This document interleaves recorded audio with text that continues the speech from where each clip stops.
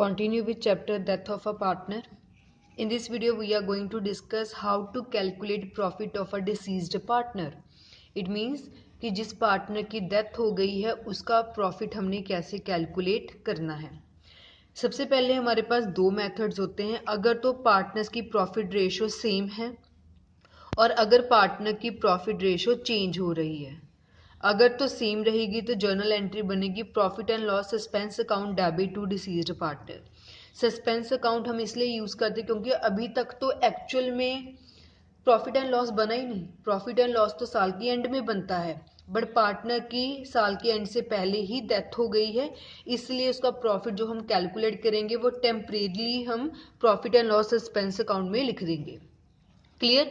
So profit and loss suspense account to deceased partner, ये entry हमने तब डालनी है जब पार्टनर का प्रॉफिट शेयरिंग रेशो चेंज नहीं हो रही, और अगर पार्टनर की प्रॉफिट शेयरिंग रेशो चेंज हो रही है तो एंट्री बन जाएगी gaining partner capital account debit to deceased partner capital account. तो जिनको गेन हो रहा है उनका अकाउंट डेबिट हो जाएगा और जिसकी डेथ हुई है डिसीज्ड पार्टनर उसका अकाउंट क्रेडिट हो जाएगा, और ये हमें गेनिंग रेशो में बांटना पड़ेगा। सो जर्नल एंट्री के लिए आपको ये दो ध्यान में रखना है। और कंपनी में अगर लॉस होता है तो इस एंट्री को रिवर्स कर देंगे, deceased partner capital account to profit and loss suspense account, और यहाँ हो जाएगा deceased partner capital account to gaining partners in their gaining ratio. Fine. इसके बाद मेथड्स है हमारे पास दो मेथड्स होते हैं कि हम पार्टनर का जो प्रॉफिट है वो कैसे कैलकुलेट करेंगे। एक हमारे पास होता है estimation of profit on time basis, मतलब प्रॉफिट वाला मेथड होता है estimation of profit on turnover और सेल्स बेसिस, और एक होता है सेल्स वाला मेथड। अगर आपको प्रॉफिट वाला मेथड है तो जितना भी आपको साल का प्रॉफिट गिवन है वो ले लीजिए, जिस पार्टनर का डेथ हुआ है उसका कितना शेयर है वो ले लीजिए, और कितने महीने वो कंपनी में रहा डेथ से पहले वो ले लीजिए। क्लियर? फर्म का प्रॉफिट गिवन होगा उसमें से उसका हिस्सा निकाल लिया, फिर जितने महीने, अगर वो कंपनी में 3 महीने रहा है 4 महीने रहा है तो उतने महीने का इसको हम प्रॉफिट देंगे, वो देख लो। और अगर आपको सेल्स बेसिस गिवन है तो लास्ट ईयर का प्रॉफिट ऊपर लिखना है, लास्ट ईयर की सेल्स नीचे लिखनी है, सेल्स टिल डेथ कितनी है ये आपको सब कुछ गिवन होगा और आपने उसका हिस्सा कैलकुलेट कर लेना है। सो इसमें कुछ फिक्स नहीं है कि आपको कैसे करना है। अगर तो क्वेश्चन में आपको सेल्स के बारे में इंफॉर्मेशन दी होगी तो आपको पता लग जाएगा कि सेल्स मेथड है, और आपको अगर सिंपल प्रॉफिट के बारे में बताया जाएगा तो वो प्रॉफिट मेथड है। सो क्वेश्चन के अकॉर्डिंगली थोड़ी बहुत इसमें ऑल्ट्रेशन चलेंगी, वो हम सीखेंगे। So let us start with question number 7। Dinkar, Navita and Vani partners हैं। पुरानी रेशो है 3:2:1। नवेता की डेथ होगी, died on 30th of June। कितने महीने बाद डेथ हुई है? अप्रैल, मई, जून, 3 महीने बाद। Her share of profit for the intervening period was based on the sale during that period which was 6 lakh. अब उसका जो शेयर ऑफ प्रॉफिट है वो उसकी सेल्स के अकॉर्डिंगली हम कैलकुलेट करेंगे जितना वो 3 महीने में सेल्स हुई, और उन 3 महीने की सेल्स है आपके पास 6 lakh. Rate of profit during the past 4 year has been 10% on sales, और कंपनी ने बोला कि जितना हमारा सेल्स होता है प्रॉफिट उसका 10% होता है। Find the firm closes books on 31 March. अब देखो आपको गिवन है पहली बात सेल्स टिल डेथ कि 3 महीने अगर वो कंपनी में रही तो 3 महीने की सेल्स है 6 लाख। हमने प्रॉफिट कैलकुलेट करना है, ठीक है। प्रॉफिट कितना है? सेल्स का 10%, तो ये आपके पास आ गया 60,000। ये 3 महीने का फर्म का प्रॉफिट आ गया। अब जो पार्टनर की डेथ हुई है नवीता की, उसका शेयर निकालना है, नवीता शेयर ऑफ प्रॉफिट। अगर फर्म का 3 महीने का प्रॉफिट है 60,000 तो नवेता का शेयर कंपनी में है 2/6, उसको सिर्फ उसका हिस्सा ही मिलेगा। इसको हमने सॉल्व कर लिया तो ये आपके पास आ गया 20,000। मतलब जो पार्टनर का प्रॉफिट है वो 20,000 है। इसमें हमें वो फॉर्मूला यूज करने की जरूरत नहीं पड़ी, आपको सिंपल ही 3 महीने की ही सेल गिवन थी, हमने 3 महीने का ही प्रॉफिट निकाल लिया और उसमें से उस पार्टनर का हिस्सा निकाल लिया।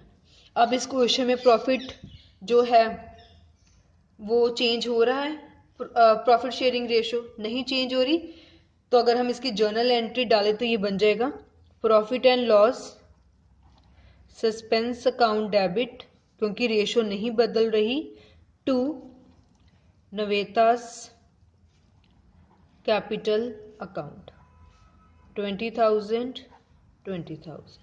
नरेशन लिख देंगे बीइंग प्रॉफिट कैलकुलेटेड। हाँ जी फाइन।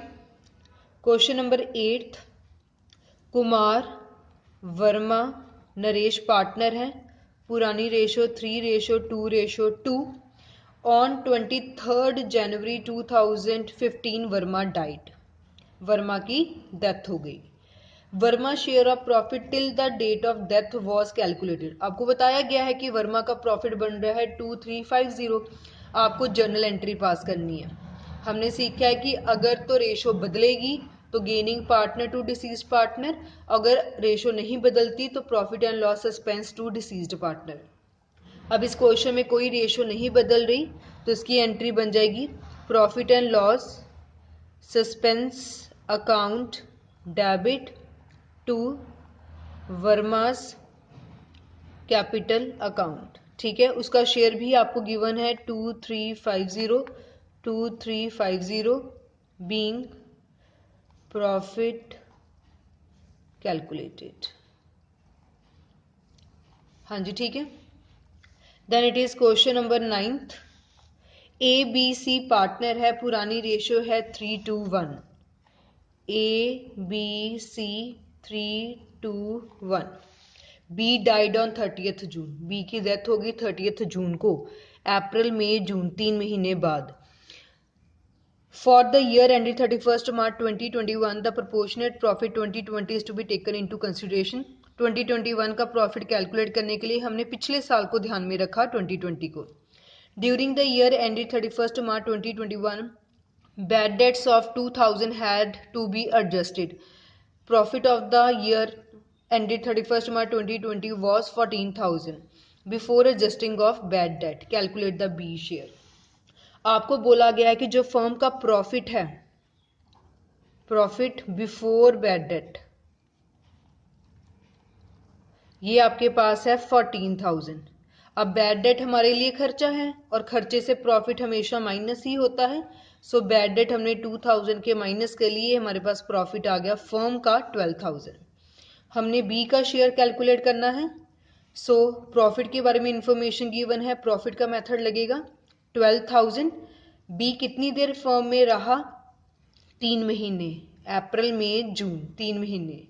और उसका फर्म में शेयर कितना है हमारे पास? 2/6। क्लियर? इसको सॉल्व करेंगे तो ये आपके पास आ जाएगा 1000। सो बी का शेयर ऑफ प्रॉफिट हमारे पास कितना आ गया? 1000।